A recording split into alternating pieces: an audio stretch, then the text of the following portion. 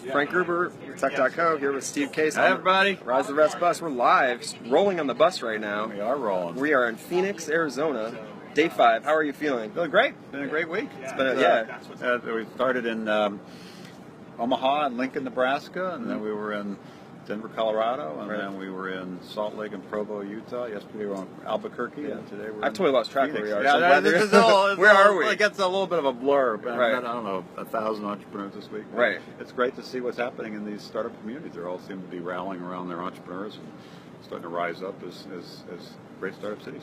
So what have you seen that you're super excited about in some of these different communities?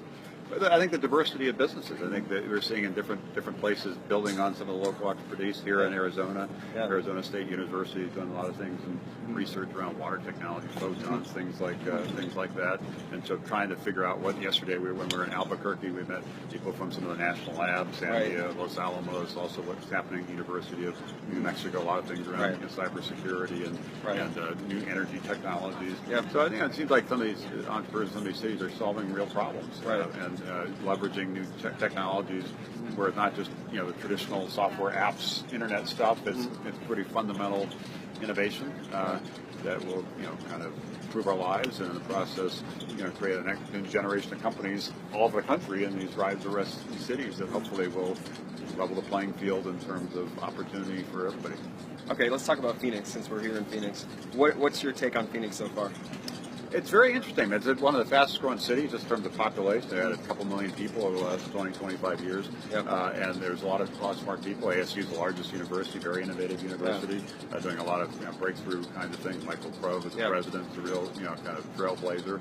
The mayor, we spent some time this morning with the mayor of Phoenix, also the mayor of Scottsdale. They're really recognizing the role of startups, and they're great entrepreneurs here. So it's a really interesting time. And 10 years ago, Phoenix was too reliant on construction, homes, building golf courses and retirement homes and resort stuff. Yep. And then that kind of crashed, and they recognized, hey, we need to figure out a new act here, and have a more diversified economy. And that's when they started investing more in startups. So there's still work to be done. It's still rising, but I think there are more entrepreneurs building more diverse kinds of companies here that will have more impact. They're trying to be more inclusive. They're trying to be more interconnected. So I'm optimistic. Okay, so this is city number 24. Technically, we've been to a few other ones as we've hit these other cities. Is there going to be more? Is there going to be another rise? This is 5.0. Yeah, what do you probably. think? Well, we decided each time. The first time we did it 2.5 years ago, Right. as you know, we weren't quite sure what we were getting into. Right. So we said that worked well. So let's do another one, and now we've done 5 of them. So my guess is we'll figure it do out. another one next year. But we also want to figure out how to create more of a network around these rise the rest cities, and maybe go back to some different cities. We're talking about a summit, inviting some of the winners from different cities and community leaders to come to different events. So yes, we'll go to more cities, but we also want to create more of a network effect among the cities we've already visited. Connecting people online and off. That sounds familiar. Yeah, exactly. It's not for me. It's funny you say it, because part of what I always liked about AOL and the internet was kind of leveling the playing field in terms of access, information. Now we're kind of leveling the playing field in terms of opportunity and trying to kind of make sure everybody everywhere has a shot at the American dream. And if you want to live in San Francisco or New York or Boston, power to you. But if you want to live in Phoenix or Detroit or Atlanta or New Orleans or Des Moines or Salt Lake or what have you, we want to make sure the opportunity is the same. We also want to make sure it's more inclusive, so people, not just certain types of people that get the capital.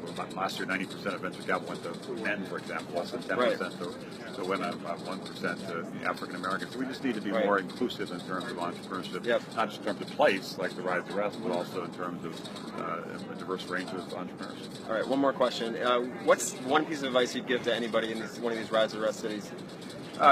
Collaboration. I think not just in terms of what their company is doing, where partners likely can help accelerate their growth, but how do these communities kind of come together and really create a more interconnected, kind of community where people really are rallying around the entrepreneurs, more network density, more of that network effect, more of that momentum, that sense of hope. But that leads to a talent boomerang where people maybe grew up in these cities or in school in these cities are more willing to come back to these cities. It also leads to being more of a magnet for capital, so more investors will get on plane and come to these cities. So it's not just about what you're doing with your startup, it's what you're doing to contribute to a growing startup community. Great. Well, thanks so much. It's been a lot of fun.